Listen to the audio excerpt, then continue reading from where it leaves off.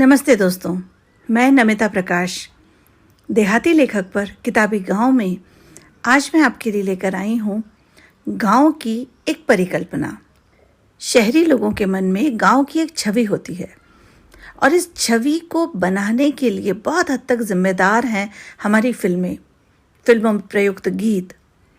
लोगों को लगने लगता है कि गांव में भी खेतों में सुंदरियां अटखेलियां करती होंगी, खुशहाली के गीत गाती होंगी, पनघट पर खड़ी युवतियां शहरी बाबुओं का इंतजार करती होंगी, लजाते शर्माते हुए। हमारी आज की कहानी का कथानायक भी गांव की ऐसी ही कल्पना में खोया हुआ है। प्रेम जन्मेजय की लिखी हुई ये कहानी है।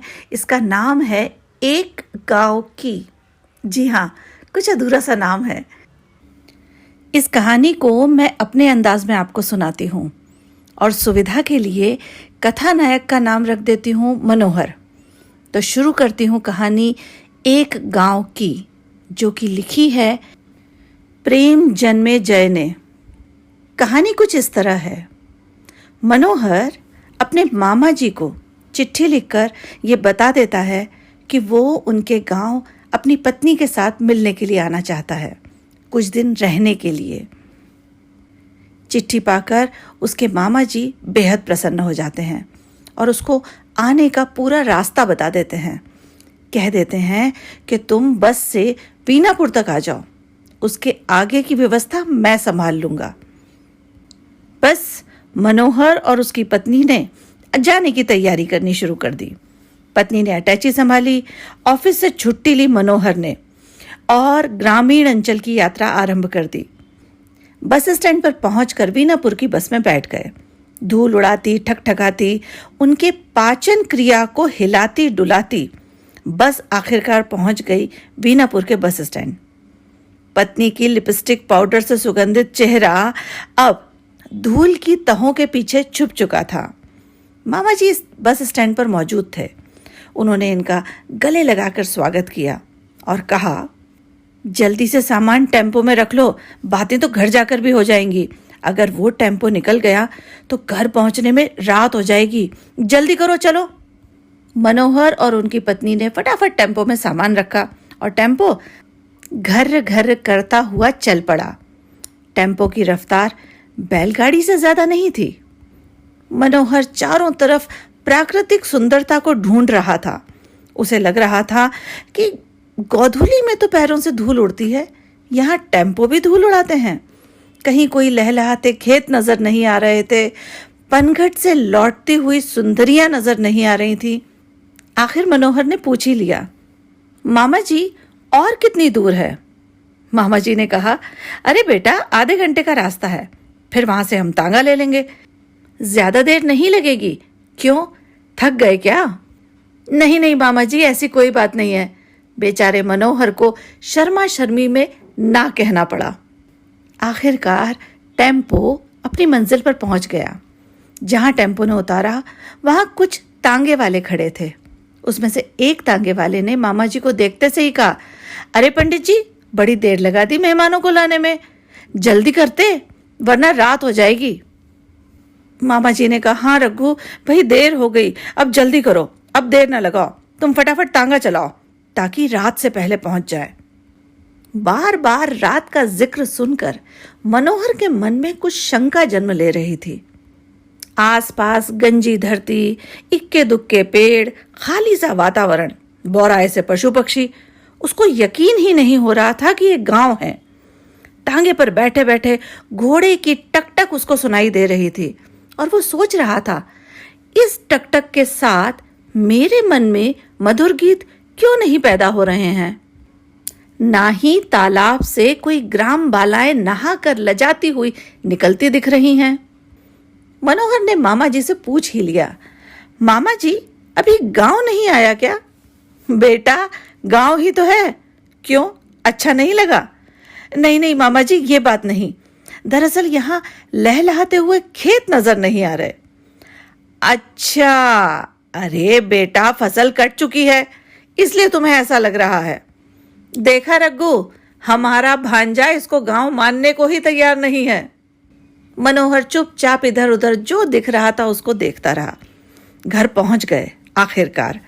शाम धुंधला चुकी थी। घर में परिवार के लोगों के साथ साथ पास पड़ोस के लोग भी बैठे हुए इंतजार कर रहे थे। मामी जी से मिलकर सबको बड़ी प्रसन्नता हुई। बच्चे थे, सहमे से शर्माए से कोने में खड़े थे। मामा जी का घर काफी बड़ा था। अगर ऐसा घर शहर में होता तो मामा जी लखपति करोड़पति कहलाते, मनोहर ने मन में सोचा। तभी आस पड़ोसी जो इनसे मिलने के लिए आए थे वो खड़े हो गए और उन्होंने कहा, अब आप पंडित जी अपने मेहमानों को संभालिए, हम भी घर चलते हैं, रात हो रही है, अपना घर बार भी संभाल लें। ये कहकर वो गांव वाले सब घर से निकल पड़े। रात शब्द सुन सुनकर मनोहर के मन में जो शंका थी वो अब चिंता में बदलने लगी।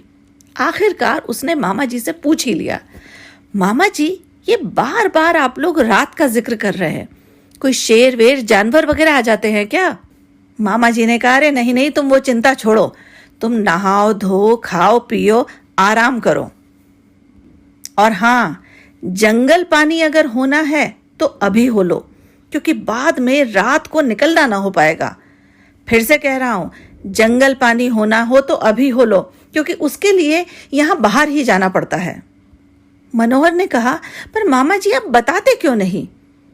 हमारा दिल बैठ रहा है, आप कुछ छुपा रहे हैं, बताइए ना क्या बात है? बेटा, यहां रात को डाकू आते हैं, मामा जी का ये कहना था। और मनोहर और उनकी पत्नी की सिट्टी पिट्टी गुम, उनकी तो चीख ही निकल गई। मामा जी ने आगे कहा, नहीं नहीं चिंता मत करो, हमारे पास भी बंदूकें हैं, और अगर डाकू आते हैं तो ये जो आसपास का पूरा मोहल्ला है ये सब एकजुट हो जाते हैं, एक परिवार की तरह से ही हैं। बस रात को कोई बाहर नहीं निकलता। ग्रामीण सौंदर्य का पान करने के लिए आए मनोहर और उनकी पत्नी के चेहरे पर अब ये भाव थे, कहाँ आ फंसे। पत्नी ने धीरे से मनोहर से कहा, सुनो जी, हम तो कल सुबह ही यहां से निकल पड़ेंगे।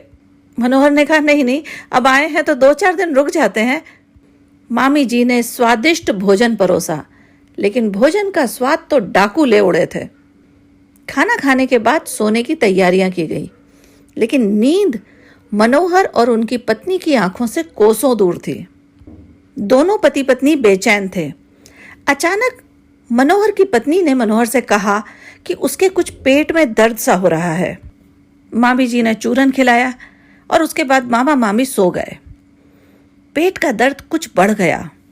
अचानक पत्नी ने बोला मनोहर से कि मुझे ऐसा लगता है मुझे बाहर जाना होगा। मनोहर लगभग चीख पड़ा, क्या बात करती हो, तुम्हें पहले ही मामा जी ने कहा था। लेकिन ये मेरे वश में थोड़ी है, मेरे पेट में बहुत जोर से दर्द हो रहा है। कहते कहते उस बेचारी के मुंह से भी आह निकल गई।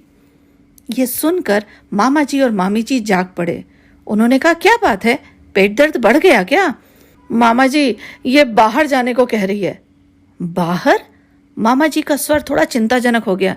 अच्छा देखता हूं, यह कहकर उन्होंने अंदर से अपनी बंदूक उठाई, मुझे भी एक लाठी उठाने को कहा और फिर जोर से आवाज लगाई, किसना, चौधरी साहब, भीम सिंह, जरा बाहर आना। मामा जी का कहना था कि दूसरी तरफ से उत्तर के साथ साथ सारे लोग भी आ गए। किसी के हाथ में बल्लम था, किसी के हाथ में बंदूक, किसी के हाथ में राइफल। दृश्य बड़ा विचित्र लग रहा था जैसे किसी शहंशाह को पूरे सैनिक सम्मान के साथ नित्य कर्म करवाने ले जाया जा रहा है। उस समय तो सोचकर हंसी आती है, लेकिन उस समय तो जान निकल रही थी। बाकायदा मोर्चा बनाया गया था, जरा सी आहट होती तो सब सतर्क हो जाते। बेचारी पत्नी की मनः स्थिति को मनोहर समझ रहे थे, लेकिन कोई कुछ नहीं कर सकता था। खैर, थके हारे सब घर लौटे। रात लगभग आंखों आंखों में कटी। अंतिम पहर था, नींद आ गई। मनोहर जब उठा तो देखा पत्नी सामान बांध रही है और मामा मामी जी उसे समझा रहे हैं कि बेटा 2-4 दिन तो रुक जाओ।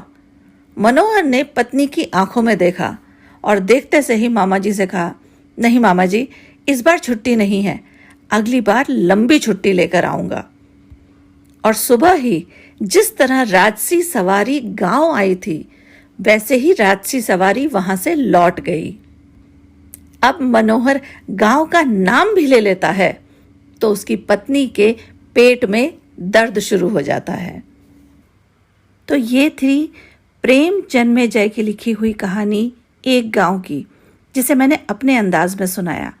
इस कहानी को पूरी जरूर पढ़िएगा। आपको ये कहानी कैसी लगी हमें कमेंट बॉक्स में जरूर बताइए।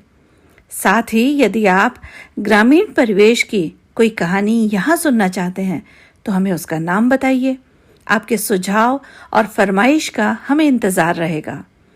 अगले गुरुवार मैं फिर आऊंगी किसी किताब या कहानी को लेकर। तब तक आप जुड़े रहिए हमारे पेज देहाती लेखक से और हमारा YouTube चैनल सब्सक्राइब करना न भूलें।